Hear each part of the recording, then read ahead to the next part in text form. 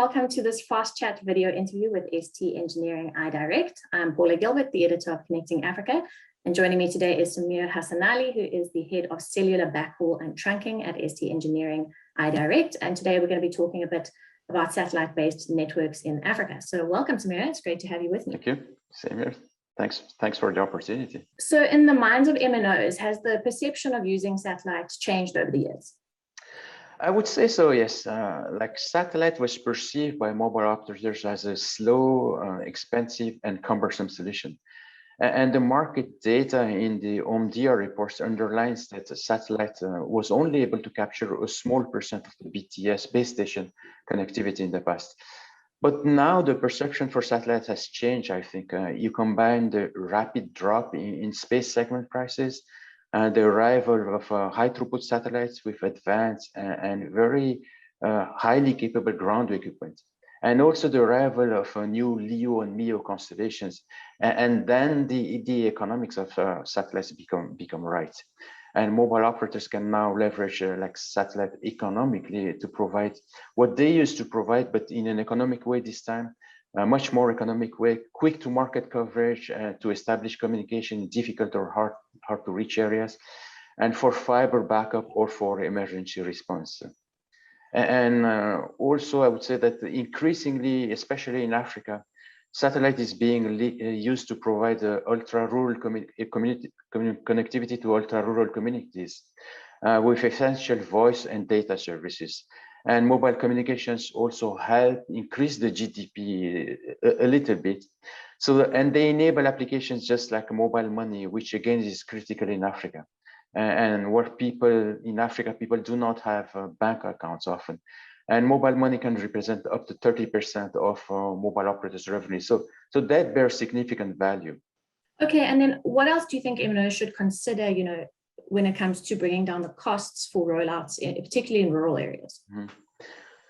I think they should look for efficiency, performance, flexibility, and scalability. They need a reliable service they can use to easily extend connectivity to rural sites and integrate seamlessly within the terrestrial network. Like cost efficiencies are key to connect these lower ARPU regions. And these cost efficiency come from high performance platforms and leveraging cost-effective frequency bands like KU and Ka. But at the same time, providing very high quality service, because quality of service is really key for mobile operators. And in addition to these parameters, these platforms also need to meet the scale requirements, because in ultra-rural environment, this can be very large network, and you need to support the throughput demands of high-speed trunking as well, aside of the ultra-rural deployments. Now, for CapEx considerations, I think the terminals are also key for total cost of ownership for rural deployments.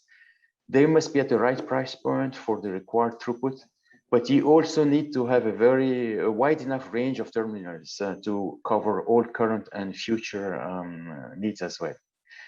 In fact, we commissioned a white paper with NSR, which demonstrates that you can build a solid business case in ultra-rural through the right efficiencies and infrastructure. So that was also emphasized in the TIP project with Facebook, which additionally small cells and Open RAN were strong contributors to ultra-rural deployments. Okay, and then what would your predictions be, moving from 2G into 3G and 4G and eventually 5G in Africa?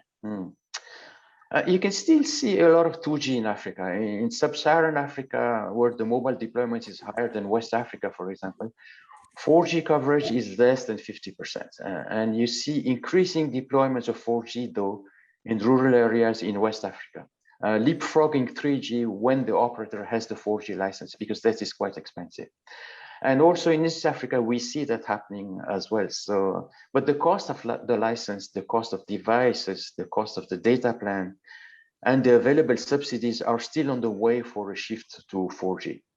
But these days we're seeing interesting things happening, especially where you see the delivery of much more affordable smartphones in Africa. So, and mobile money, for example, IoT or private networks are very strong drivers, which will accelerate the 4G uptake in my mind, and also make an impact on 5G on the long run.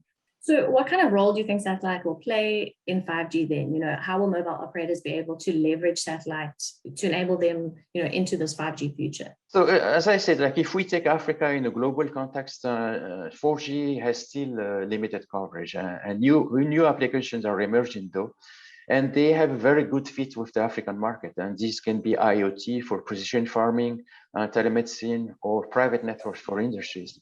And we're also seeing a rising number of startups in Africa, in fintech especially, and they're unicorns. Like they're meant to bring more than $1 billion. Their market value is more than $1 billion. So the demand for this application will drive the requirements for advanced technologies and will help leapfrog the technology gap. And mobile operators are currently expanding their applications portfolio, and they will need satellites to increase the reach and reliability of the services. And as well leveraging newer LEO, MEO, and HEO constellations for increased coverage and performance. So satellite will work hand in hand with the terrestrial network and will help offload network congestion, for example. It will help enhance user experience, provide cost-effective OTT over-the-top application distribution, for example, by using multicasting. So these are a few of the use cases. And that's why at the ST Engineering, for example, we were involved in the 5G 3GPP standards. We are working on 5G solutions, and we have been very active in so many proof of concepts and research projects. So as networks are evolving towards automation, orchestration, and virtualization, how do you see the impact of these technologies, on satellite-based networks? So satellite-based networks, they're becoming an interesting part of the overall communication network. They provide seamless connectivity for all walks of life. And the satellite world is therefore adopting automation and virtualization, all those things that you mentioned. That makes ultimately the networks very dynamic. They make them cost optimized and really tailors to applications. And satellite is there for providing services where needed and when needed, and complementing the terrestrial offering that way. So these technologies, along with edge computing, they're really making satellite mainstream in the overall communication landscape. And they're the ones which will help us forget the older, what I mentioned earlier, costly and cumbersome solutions.